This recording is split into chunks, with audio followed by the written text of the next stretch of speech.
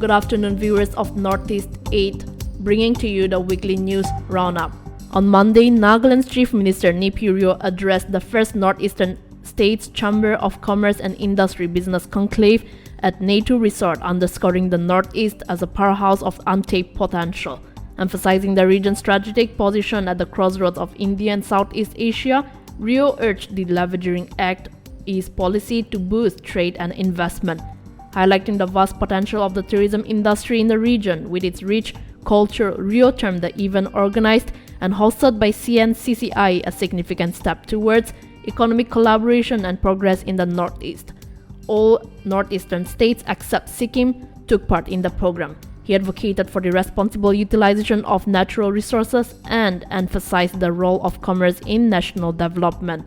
Rio also touched upon the special provisions under Article 371A of the Constitution, discussing plans to relax land laws and boost investor confidence in line with the NSDZ initiative dating back to 2014.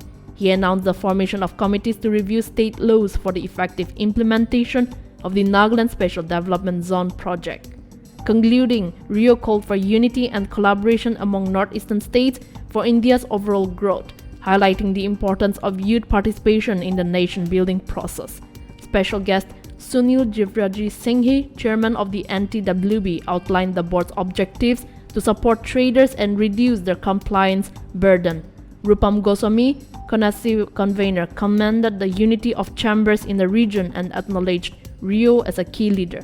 The conclave aimed to further economic ties in the Northeast with an emphasis on connecting with Southeast Asian markets, held over 3 days.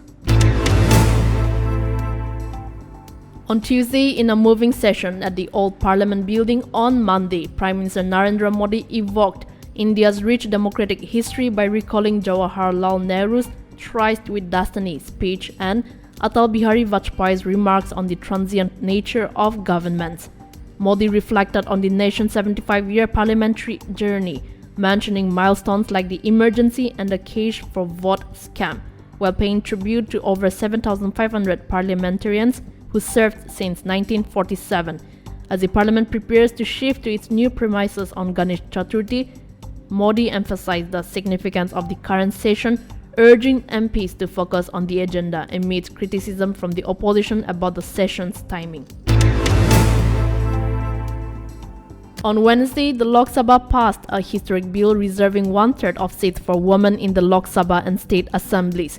With 454 votes in favor, the bill, titled Constitution 128 Amendment Bill, saw Prime Minister Narendra Modi and key figures like Sonia Gandhi participate in the 8-hour debate. While the former Congress president advocated for inclusion of OBC women, Home Minister Amit Shah assured that women's reservation would be a reality after 2029 and defended against opposition criticism for not having an OBC sub-quota. The bill, first introduced in 2008, had lapsed in the past due to political differences. While many held the decision, demands for immediate implementation before next year's elections were raised, emphasizing the need for swift action rather than prolonged legislative processes.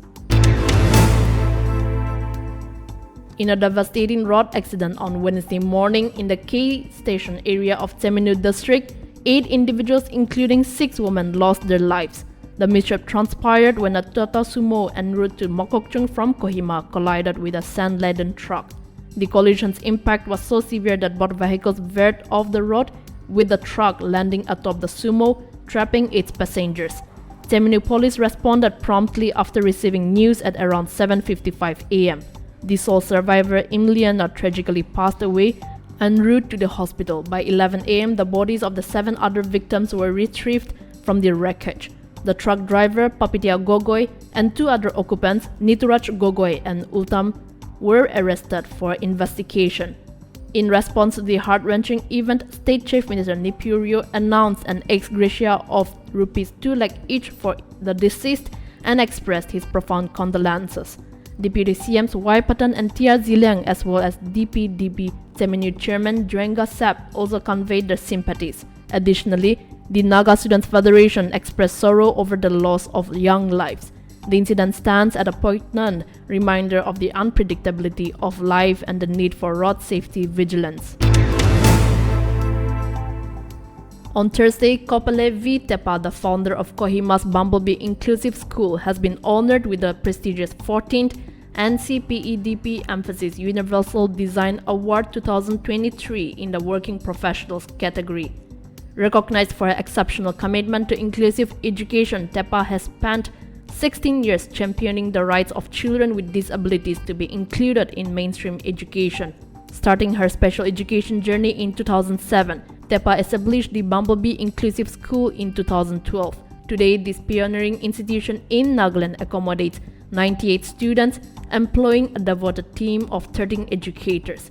As the school continues to grow, it inspires to be a center of knowledge for educators and professionals dedicated to working with individuals with disabilities.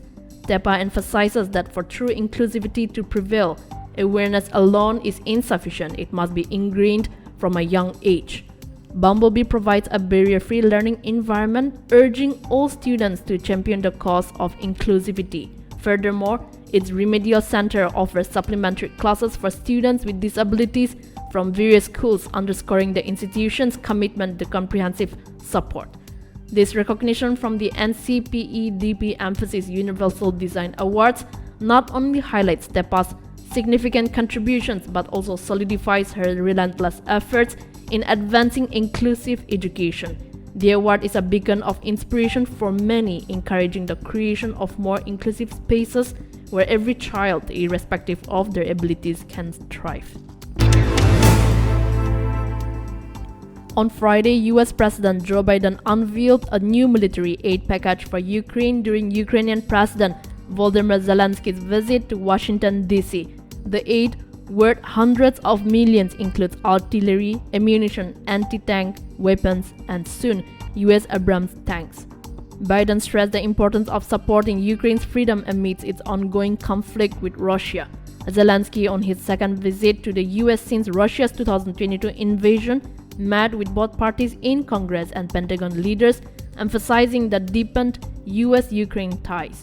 The financial aid, already authorized by Congress, aims to safeguard critical Ukrainian infrastructure during the challenging winter months. Meanwhile, schools across Nepal remain shuttered as thousands of teachers staged protests in Kathmandu against the proposed school education bill.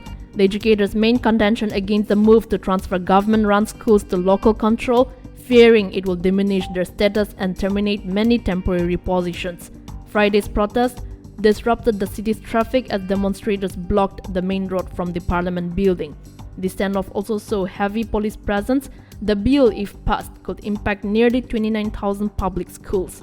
Despite the upheaval, private educational institutions continued to operate normally. A special NIA court in Imphal granted bail to 5 individuals, including Moirangtham Anand Singh, who was arrested last week by the Manipur police. They were apprehended in police camouflage with arms. The court stated there was no strong prima facie case showing their involvement in terrorist activities, but other charges could lead to a maximum of 7 years in prison. Following the bail, Singh was rearrested and flown to Delhi related to investigations into banned outfits in Manipur. Merapaibi groups had been protested for the release of the arrested individuals, claiming they were village defense volunteers. After the bail grant, their agitation was suspended. Despite the NIA's request for judicial custody, the court granted bail, ordering the accused to cooperate with investigations and restricted them from leaving Manipur without permission. On Saturday, internet restrictions in Manipur was lifted, as announced by Chief Minister N. Biren Singh. The ban, extended from September 18 to September 23, was set to expire.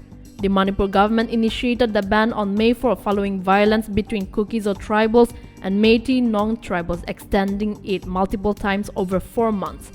Government orders cited concerns over potential misuse of social media for hate speech, which might destabilize the law and order in the region. Broadband service resumed on July 24, but mobile data and VPN-based services remained suspended. The conflict in Manipur has resulted in over 175 deaths, destruction of over 4,700 homes, and displacement of 60,000 plus individuals from the affected communities.